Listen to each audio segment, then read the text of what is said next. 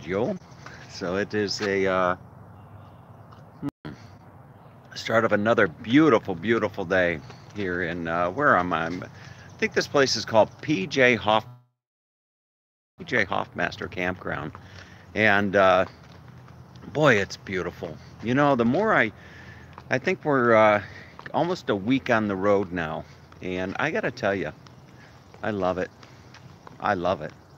It is. It's nice. Yesterday was the first day that it was a little bit challenging getting the Wi-Fi. But other than that, it's been business as usual, or business is a better word for it. And just over here you can see I've got the campsite set up.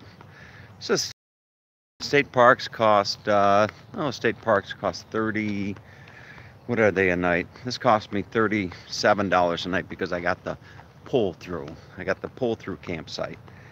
And pulled through campsite. I don't know I don't know what the hell I was thinking. You know, pull through campsite means that you don't have to back in. And if you don't have to back, there's no opportunity for me to embarrass myself. But anyway, it's an interesting, they've got an interesting thing going on here at this campground. This weekend they're having I guess a vintage camper convention or gathering or meeting or whatever the hell you want to call it. And a bunch of campers are going to be gathering. And we were walking down to the beach last night and actually saw some of those campers. I don't know if it's probably too far for me to walk over there, but nonetheless, it's a rather empty campsite right now. I would imagine that in season, this place is probably packed wall to wall, or maybe tree to tree is a better word. But Phil and Ginger had pointed this place out to Yanae and I and said that we should stop here. So we did, and thought I was going to hang out here the better part of the day doing some work, but with the Wi-Fi being what it is, we are going to head over to Starbucks. I'm probably just park in the parking lot. There's no need to actually get out and go into Starbucks. So we're just going to go over to the nearby Starbucks 10 minutes from here and do some work. Called on a client yesterday. It was interesting. I called on a client. It's the automatic transmission clinic in Kalamazoo, only to learn that they're probably going to be selling their building. I guess they legalized medical marijuana in Michigan, and they may soon legalize recreational marijuana. And they had an offer. Their building is in a very rare zoning area that would permit the distribution of marijuana. And in all likelihood, they're going to cash out and close their business. And they're in their early 60s, and I can't blame them at all for doing something like that. Yanae asked me what I thought about the legalization of marijuana. And I used to smoke quite a bit. I used to smoke pot more than I'd care to admit. But anyway, I don't really think it's a good thing. Like I was telling Yanae, anytime that you feel to introduce something into your body to alter your state of consciousness, there's something wrong.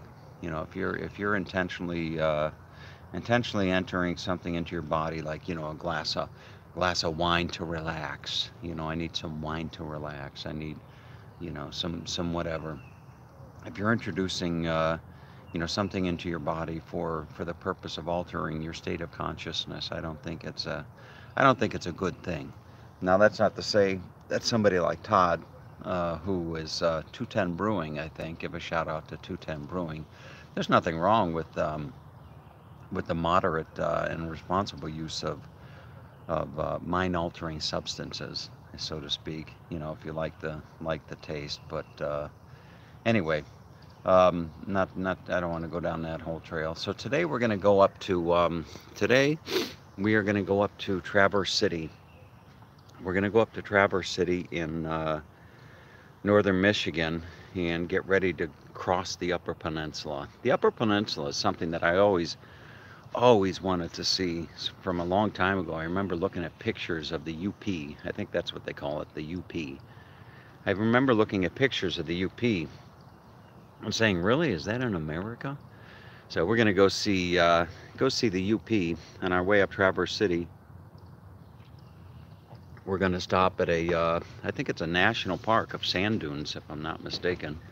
So we'll stop at the National Park of Sand Dunes, and then tomorrow we will probably drive through the Tunnel of Trees. We'll probably go through the Tunnel of Trees. You want to Google that, the Tunnel of Trees.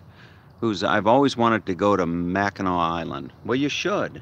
You know, what are you waiting for? Just get in the car and go. You can be there in 4 or 5 hours, Linda.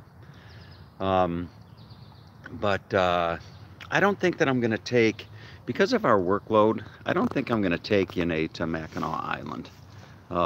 Somebody was telling me yesterday, I've been there before. I went there with my dad and the lovely Mercedes.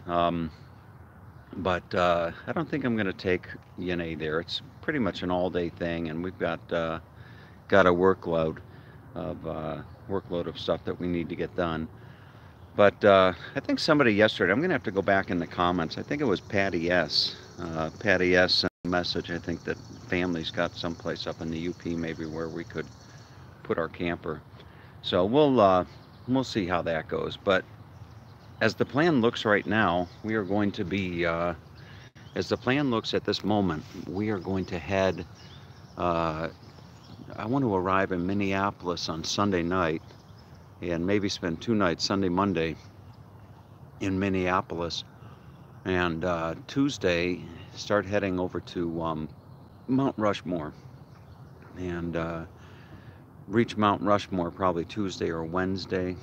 And then it's really a toss-up. You know, from Mount Rushmore, we can head due west. I want to, if I can, I'd like to go down into through Idaho. And it's really a toss-up. I've got clients in Salt Lake City, Idaho Falls, and what have you. And if you look on a map, it's just kind of a tough configuration, you know, of how to do that, how to efficiently do it. And what I want to do is I want to make sure that I allocate enough time towards the early part of July or July to just kind of meander or saunter, as my dad would say, rest in peace, as my dad would say, saunter down the Pacific Coast Highway in California. Boy, parking this thing along the you know, along the PCH, as they call it, parking this thing along the PCH and waking up and going to sleep to the sound of the surf, that would be really something else.